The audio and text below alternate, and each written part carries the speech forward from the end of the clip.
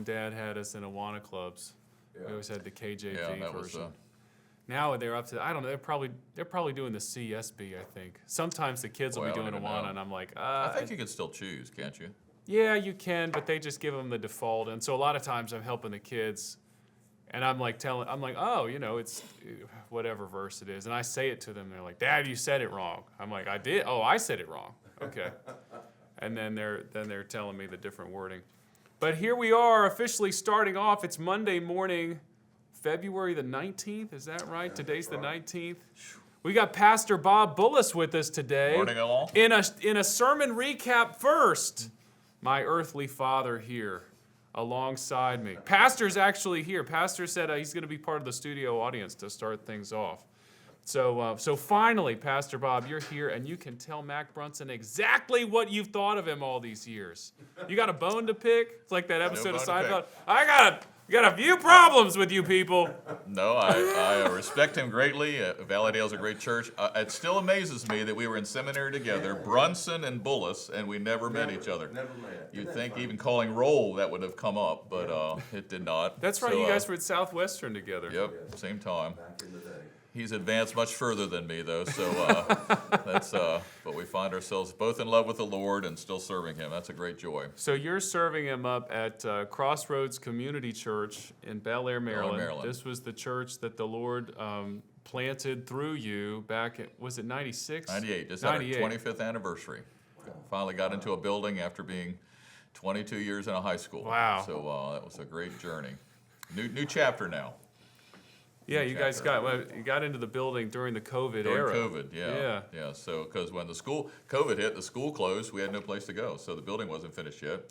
So we were meeting in our house for about 6 months, and my wife says, I need my living room back, so we had to get that building finished. So I like talking about this because, and Pastor, you know this really well, how like most church planters don't stick with their church nearly as long as you've been able to, you know? Well, you go where God calls you, and that was Grow just where a you're great planted. journey. And key lesson, God, number one, is a great networker. Just how many people were involved, and two, he always meets our needs, meets every need, and just such a joy there. So. And that's your press on. hometown too, in Bel Air. It's where you grew up. Is a Never prophet thought- without honor in his hometown? That verse resonated in my head when we moved back, and the principle of it's not the same hometown. So some of those dynamics that Jesus was talking about haven't affected us too much in terms of, although my mom still calls me Bobby, so they're like, Pastor Bob? Yeah, that's my mom. She goes to church. It sounds good. Bobby Still Bullis. goes to church there, so she'll be 92 in August, and had the joy of actually baptizing her when she started attending church there. Yeah, So I remember that. great That was joy for beautiful. us. So Yeah, we need to send this video. Hi, Mom. Is she 92 yet? Still August. 91? She'll I be know. 92 in Okay, so August. 91.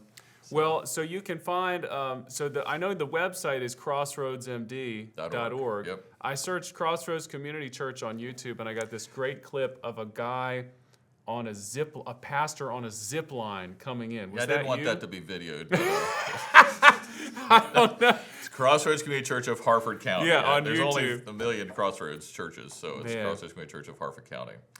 And Hey, so I guess my witness is that when we began the church, all I heard was nobody knows the Bible anymore. So 20 years ago, I started in Genesis, and we're now in Revelation. Yeah. So You need to So- send your notes to 20 Pastor. years? I've been through the Bible. Yeah, it's taken me a while. You need to send your notes to Pastor because people keep telling him to preach Revelation. That and Very Hebrews. difficult book. Ephesians 2:8-9 is a little more settled than Revelation 14, the beast, and Revelation 13. So, same Bible though, same word, same faithful God. So, but thanks for the reminder about that we're wonderful works. That we're I we're love God's. that. He's the artist, and we're His works. That was a good message to hear. We're a work of art. Well, thanks for being here. Okay. You want to say anything else before we have to kick you off? It's good to be here. Good to. Valleydale's a great church. God's doing a great work here. Pray for you guys, and so I'll turn it over to Pastor Mac. Love you, Pastor. Thank you. Children's Hey, choir, yes. round of applause from our studio audience. Okay, I'm the only one applauding. That's fine. So this is the pastor on the zip line. Is that you when you were at Jacksonville? No. Okay. Wow, wait. Isn't that something? Who is that? I don't know. Where I is don't know. that? Is that That's Jacksonville? No, I'm just saying, I can't tell who that is. I can't tell who that is. Anyway, so you got to be careful. Crossroads Community Church of Harford County.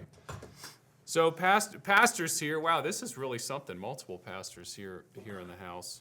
Yeah, we did have the children's choir yesterday. They were that really was good. Really cool. And that's what, Deb leaned over to me and she said, do you remember what that looked like when it started? Yeah, it was only like 15 kids or something. Yeah, that was really, really great. So we cheated a little bit yesterday because that was the preschool and the children's yeah. choir all combined. But still, like that's not even close to how many kids we actually have, And because of the faithfulness, and I didn't say their names from the platform yesterday, I should have, but Amanda Tuck and Michelle Magny, Caroline Wallace, Kristen Howell, these women and others, like they've worked so hard. They do. They do a great job. And the kids are learning great songs. They're all young moms. Yeah. So I got to talk to them because if their kids graduate from the choir, they're probably not going to want to do it anymore. So we'll have to. I looked at now this. I'm just thinking. I looked at little. What's Caleb's boy's name? Oh, Barrett. Barrett. I looked at Barrett. I love him. And I love him too. And he was standing next. Did he have a mustache drawn on his? Or was that the shadow? It was probably just a shadow. I wouldn't put it past him. And he was standing next to, is it Haley? Matt and. Hallie Kate? Hallie Kate. Yeah. Yeah, they were saying, I thought, now there they are standing next to each one. I wonder if one day, one of these days, they'll be standing like that. It will happen. It will definitely happen. Cute little kids. Yeah, that was fun. I always love, because my kids are in there too, so it's fun just getting to sing all together. My mom was there. She got a really good picture of all of us. I think I posted it. Anyway. Oh, Jude he's just up there he's very belting solid. It out. Very and solid. Harper's up there, and she's just going after it. Yeah. He's got that heavy brow. Okay, I've got a surprise for you. I want to show you a couple of these things that Jared's been working on. Now, first of all, so this is our theme because we're going to talk about Mount Sinai and the camel ride and all that sort of thing. Okay. But let me see if I can find this because Jared sent me these special pieces of art that these people in China have been working on. They're making bobbleheads of you and me. There's somebody you look like right there. Now, so this I'm is. trying to think who it is. Well, I should have showed that one last because this is awesome. They're working on my head, and they haven't put the hair on yet. So this is what I would look like if you and me switched hairstyles. Yeah. Well, they're going to get that big evangelist swoop right there. So and then this is going to be my body. I've got a guitar, which that's kind of cool because I usually don't play the guitar. That looks like a Gibson SG. But this is your body. Oh yeah, there you go. There you go. So this, of course, a Bible, the NASB 95, and then a Krispy Kreme. You've got a Krispy Kreme, and this is your. So they're doing a great job on your head too. This really does look good. I don't know. They're so accurate. My boys keep telling me, just shave your head, Dad, because Trey's head is shaved. Yeah, he does. Will's has done that before, but I think his hair's grown back. But yeah, he's got hair. Jared, are they going to put any hair on Pastor's head? Do you know? I would imagine they get the. They can do the. They'll do the ring around. The ring around, is that what it's called? The cul-de-sac. Yeah. The cul-de-sac. Some people are so sensitive about that. I could care less. No, what bothers me more is that they put an ugly tie on me. This I would never come out with an ugly tie like that. That's a good point. That's an evangelist tie. I could care less. You need like the wide, But that matters more to me than my hair. I know. Jared, tell them to give him a tasteful tie. I told them to just start from scratch. No. But they included your skinny pants. When are you going to wear those again? I don't know. I don't like Oh, they made mine really skinny. Did you tell them to do that? I did. I actually did tell them to do like tall. I said make it like noticeably taller and like tighter. Like this is weird to me because this is literally like what I wear every Sunday. That's funny. So anyway, we can't wait till those come in, and I think we're looking. I don't know what we're gonna do with them. We might end up making them into some kind of prize or something, just for watchers of the show. that sort of deal. So I wanted to I wanted to talk about Sinai. We got to talk a little bit about Duncan Hines. I don't know if we'll get to Duncan Hines, but I also wanted to talk about that that church that the guy restored, because I found the pictures. Did you really? Yeah, I want to do that. You know, I thought about that before I walked out, and so I didn't go and look for the pictures or anything like that. I'd love to see a picture. No, I found it. Okay. It's in here. And Jenny Marlowe actually found this article, Look The at Church that. That Came Back from the Dead. Yeah. Now, this is just Look the story. at that. This is that maybe I can send this to Joanne and she can post it on our Facebook post or whatever. So that's what it looks like. Yeah. And so this is the whole story, and then this is the, inside it. But you can actually go to their website. Now, this is their website, Okay. stmaryschurch.uk. Now, look at this, Pastor. This is so cool. This is what it looked like when they first found it. That whole tower was completely covered in up. ivy. Yeah. I've never seen anything like that. I love that they took a picture of it. And so you can see, there's another view of it. I'll just go through these kind of quick. And then when they uncovered it, they had to put the roof on it. Yeah. So, and you can see why this took like 20 years or however long it was taken. Then there's the inside, before they started the restoration. And then here's some repairs. Let me see if I can find those paintings. Do they have the paintings? Yeah, Well, I guess the paintings were in the other one. That's this right here that they found. Yeah. Paintings of the Holy Trinity, Noah's Ark, A Wheel of Fortune, The Last Judgment, The Creation, Angels, Saints. Anyway, so you guys They can were look, doing the go Wheel and of look at Fortune those. all the way back then. I know. They said there wasn't anything regarding Jeopardy, but isn't that cool? How about that? So you guys can go and find that Was Saint Vanna Mary's White Church. still turned? She back then she was well, doing it. I've been telling you this for years. Plastic surgery's gotten better and better. I'm telling you. Couple thousand years. So anyway, you also so I wanted to show that to people, and sadly, I think you might have mentioned this, but the restorer guy, he passed away 3 years ago in 2021. They had a big memorial to him. He was like 91, 92. Yeah, and something he'd worked like that. long. Yeah. But yeah, that church is back. Yeah, They're doing weddings in there, the whole thing. Isn't I thought neat? that was really cool. That is so neat. I wanted to give people, just again, talking about a couple of your illustrations. Now I found this. I don't think we need any of the sound, but you talked about how dark it Oh, my was stars. and the hiking Mount Sinai, and this is just a quick clip. That's a flood of light right there on Sinai. That is just how I dark don't think it I've is ever right been in before as dark a place in my life as going up that thing. and you can see, like, this is still the video, and then I guess that's down in the valley or That's something down at St. Catherine's down there. Okay. That So must then be here's off the on a different sunrise. side. You Yeah. can see how, and that just must be just incredible Mm-hmm. after it being that dark. So and there's the guy walking up. I don't know if there's going to be anything after this. He's probably telling us something. I don't really care. It looks like you can still see a star. Look or the at moon the in star and the sky. moon up there. Wow. I that's can't really remember cool. seeing the moon that night. I do remember seeing the stars like I'd never seen them before.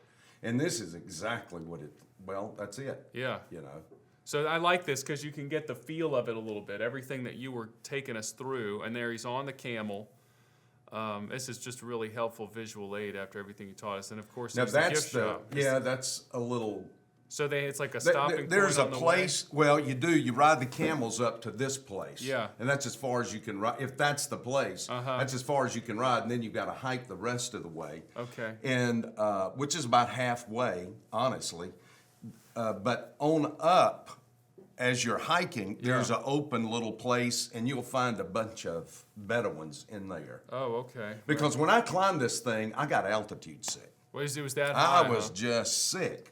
I don't know if it was that or if, I just wasn't feeling well or what it was. But anyway, that's where I talk about going into that Bedouin tent. Yeah. And I didn't care. It did not matter to me. I was so sick, I was Yeah. afraid I was going to live. You just needed to stop. So I wasn't worried about dying. I was afraid I was just going to live. But You're so sick, you're afraid you're going to keep on living. yeah, so there he is. He's riding that thing. Yeah. So, but I guess we should skip to the point of the illustration, which was so strong. You talked about it was so dark that you didn't know how And close you so were to narrow. The road going up was so narrow in places that how does a camel even walk up this thing? Well, I love that the guide was telling you how the camels know it by instinct. And they know it by they feel. know it. They don't. That's nothing to them. They just, they know what they're doing. They don't have a fear of heights. Yeah, they don't. Worry about I don't anything guess like they that. do. But it was so dark you didn't know how close you were to death. No. That was the gut You remember punch. David says that to Jonathan. He says, "There's not a step between me and death." Well, Yeah. I am telling you, that was true riding one of those. Because if he had just plopped that big old foot just a little bit over to the edge, That he would've been he would have toppled over. That's I guess that was your lead in, right? Coming into the text, thinking about like the grace of the Lord, like the grace. Yeah, that that was sustained you that was so in the far. middle of my first point. The lead-in was the picture that was restored by Oh, right. Raphael. Oh, that's right. Yeah, I The should have gotten that one up 1505, there too. the Madonna del Yeah, that was. Colladino, I believe it is. Yeah, and thank you again for adding the fig leaves to that. That was Yeah. helpful. Well, I had to write Joe and say, "Joe, please do something, add something to this, so that nobody's going to get offended." No, you don't know, wanna get I offended one by night I Bible showed the David, and Uh-huh. On a Wednesday night I had an illustration or something, and everybody gasps in there when it came, and I thought, "Oh gosh, I'm going to hear about this tomorrow." I didn't even think about it. You're referring to Michelangelo's David. We've Yeah. talked about that statue before, and Michelangelo and Raphael were contemporaries, at least for a short time there in the Italian Renaissance. Yeah. And Raphael with that, it was just called Saint Mary or something like that. No, I can't it's remember what it called the was Madonna del Cardellino, something like Yeah, that. something like that. It is a glory. It's interesting. We've been doing a little bit of with the kids. My wife got this like art appreciation curriculum. Yeah. And it's really cool because we show really famous pieces of art throughout history, and the Right. kids just look at it, and all the notes are on the back, and you just kind of ask them questions. What do you think of this? And it's very, very interesting to me. I didn't appreciate this as a kid. I know that they made me go through it in school, but seeing the progression of the different art forms, because obviously, like in the Renaissance, the realism is just incredible. It is. It's unreal. It is like the fact that they were able to they understood lighting and the depth, and you look at this now, you're like, this looks like a photograph. Yeah, And you this look was at a hundreds- Jackson Pollock now and you think, Yeah. you look at the Jackson Pollock and you go back and look at a Raphael or something like that, one of the Dutch. The Renaissance starts in Italy and it spreads north and really gets great definition in among the Dutch, Right.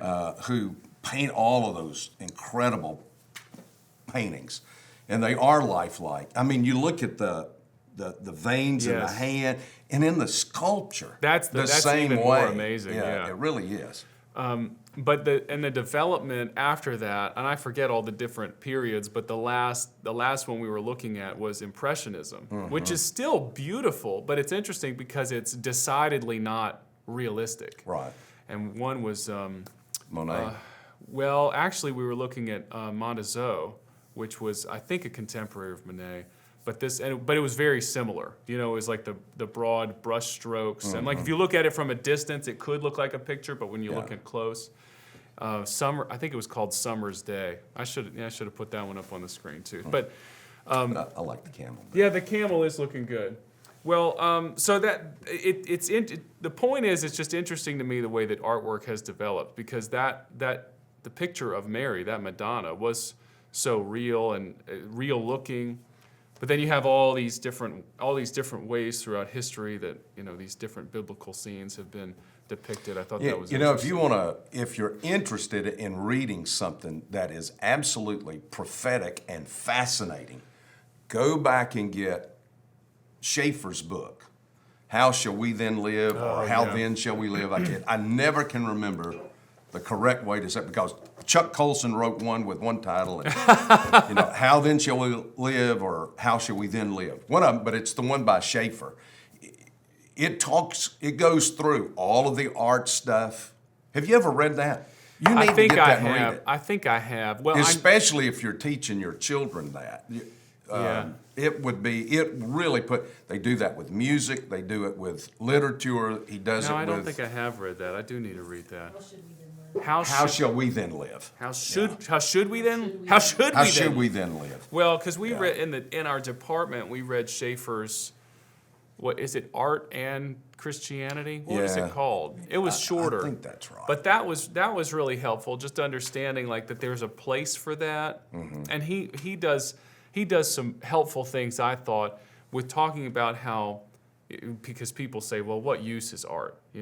Art is not productive, that sort of thing. And he talks about, well, at its core, like if you really want to think in terms of Western productivity, like worship is not productive. We're standing together, we're singing, think about how many man hours that is that could be spent on the assembly line or something like that. And he's like, it's productive in a different way. It's productive in an eternal sense. And art there's some parallels. And that's the funny thing is that man doesn't think anything in the spiritual realm is productive. And yet it is the key to life. You're exactly right. And I feel like that problem has been, and maybe this might be anachronistic, but I feel like that problem has been compounded in our American existence, because it's all about American work ethic, American ingenuity, all these sorts. That's what's in my head, and that's what we struggled with so much. You and me have even talked about this when COVID hit, and everything that we do as pastors, as ministers of the gospel, is with people. And suddenly we can't be with people, and suddenly we feel so much of our identity is stripped away because we have to sit still. And that's, but in reality, in an internal sense, none of our identity has been taken. Our identity is still with Christ. So it was a gut check in that way. Boy, you felt helpless. You felt kind of useless. We but all did. We found a way. We did find a way, and well, praise the Lord, that's behind us. Yes. Lord willing, knock on some wood or something like that, or keep on praying. Let's think a little bit more about this message. We've had some really great discussions been talking today. heavy here. We got some heavy and heady. We got all kinds of stuff. It's interesting, and maybe we should segue from the art right into verse 10, because of what God is, or because of what Paul is saying there, that we're an artwork in a sense of in how God has made us. Right. I even pulled up that Greek word. Is it poinia? Have you got it on there? Yeah. Good works here. Prepare, having works been good. created. You're his workmanship. Here it is. You're his workmanship. Poema. Yeah, there it is. Poema. You're his workmanship, and you talked about how like this is more of an artistic term. Well, it comes from. Or it leads to the word poem, right? Yeah, it comes from the word poem, poema. It comes from the word poem, means poem, but in the Greek it literally means art. It's the concept of all art, music, writing, sculpture, painting, poetry, all of that. You had a great one-liner in there. You're like, has anyone ever called you a work of art? Well, they've definitely probably called you a piece of work, right? Which that was really a good one. Which is true. We've all been called a piece of work, but like the fact that we've been uniquely created and created on purpose, like that to me is. We hear preachers. I'm sure you've said this before. We hear people say, God has a specific and wonderful plan for your life. Yeah. But that's not just Christianese. Like that's the kind of thing that we can apply from a text like this, right? Well, he uses the word. Put that back up there. Okay, yeah, sure. I didn't deal with this word here. Oh, Christentes? Yes, having been created. That's got to be that's a participle there. Well, we can click into it. And it talks about, the creative work of God. And the whole point I was making is that in your salvation, you've been recreated. Yes. You are, Paul talks about we're new creatures in Christ. So we've been recreated. And in that, this is what he's created us into, this piece of artwork. You are a piece of artwork that you are to do good works. And you're an artwork of God who's to produce good works. And the important thing to remember out of this, that all the reformers would argue, is works do not save you, but since you are saved, you do good works. Right, right. And that really is important. Obviously, James has some really He talks helpful about passages. that as well, yeah. Faith without works is dead. That's so Yeah. important. And the people that, you know, we would maybe jokingly call them hyper Calvinists. You know, it's interesting because you can get like the two. If you go really far on an Arminian side or a Reformed view, you end up with a similar approach, because the Arminian's like, well, I prayed a prayer, you know, so I'm done. You know, Yeah. I'm good to go. Yeah. And so does the hyper Calvinist. Like, well, I've had some kind of conversion experience. That means I'm good to go. I can do whatever Well, I I've been want. chosen. I've been chosen, so right? there's nothing. And neither of those are biblical. Neither of those are right. No, you get off on either end, and you're you're close to the edge of just falling off. When in reality, these verses are all together. Grace has been saved through faith. It's not your own doing, not of works, as you may boast. And then what we've got up here. All you can say is, along with Spurgeon, this is still mystery. Sure. And there's a lot of this mystery we just will not get until we are face to face with the Lord. But you did a really helpful job helping us see yesterday. If you are saved, if you are in Christ, this is what it's naturally going to lead to. Mm-hmm. This is what your desires are going to. Right. Stop worrying so much about the mechanism of your salvation. If that's like giving you great consternation, instead, like, look at the fruit in your life. Look and see, like, is this what God is doing with you? Yeah, and now? if there is no fruit in your life, you need to go examine your salvation. That's exactly That's right. what Paul says. That's Pauline as well. Yeah, work out your salvation with fear and trembling, that sort of thing. Yep. Well, we'll start with verse 11 next week, not Okay. this Sunday, because this Sunday starts One Mission. That's right. World Mission, One Mission starts this Sunday. And then Patrick's on the mound this week. Yeah. So Patrick Sawyer's pitching. going to preach, and yeah, he'll be in the pulpit, and he's actually going to preach. I think it's the Abrahamic covenant from Genesis 12. Right. So, and Yeah. I imagine he'll be looking for just an all nation, like all these nations will be blessed as the offspring of Abraham, and I'm sure that's. Well, I don't need to preach it for him. I just assume that's going to lead into us how we need to be broad gospel sharing. It's a great week. It really is a great week at the church, and everybody ought to be a part of some of. You can't be a part of all. I can't even be a part of all of it. There's so many. But great there's so things. many aspects of Mission Week that you really ought to be a part of what you can do. Yeah, they're still available to RSVP for. Several of them are at valleydale.org/events. I know that, and you can even do you can RSVP for your whole family all together. I know that Lauren, my wife, was doing that this week. I'm going to do that lunch on Monday, the one with church planting in a military context. I think that's going to be cool. And then get to hang out with the church planters from San Diego later in the week. And then we got to pray. Are you going to be able to come to the prayer breakfast on Friday, or are you out of town? I don't know. Okay. Or prayer lunch. I don't It's a think lunch, I'm out sorry. of town. Prayer but lunch. Yeah, that's I have always no idea what my calendar. Well, that's looks always like. a highlight for me, that prayer lunch with the men. The Yeah. women do one and the men do one that Friday. So all that's at valleydale.org/events, especially if you're new to the church and you've got the time. Just take advantage. Because all of these, or most of these missionaries that we'll see, are long-term partners with the church. These are people you can get to know over time. Literally from around the world. Some in Yeah. places we can't talk about. That's right, and we're not going to. Mum's And, the word over here. and listen, there are things at breakfast, morning, lunch, noon, afternoon, and evening. Yeah. I mean, it's pretty full. Yeah, and the biggest one is that Wednesday night. Yeah. It falls on the 28th, and we're going to blow it out as much as we can. We're going to reintroduce the missionaries. We got the world flags coming in. The kids and preschool choirs will sing again. We're just going to have fun, and then if the event itself isn't fun, well, you get to eat a bunch of dessert afterwards. Oh, so my word. you can just come to that part if you want to. I'll stay out there and guard it.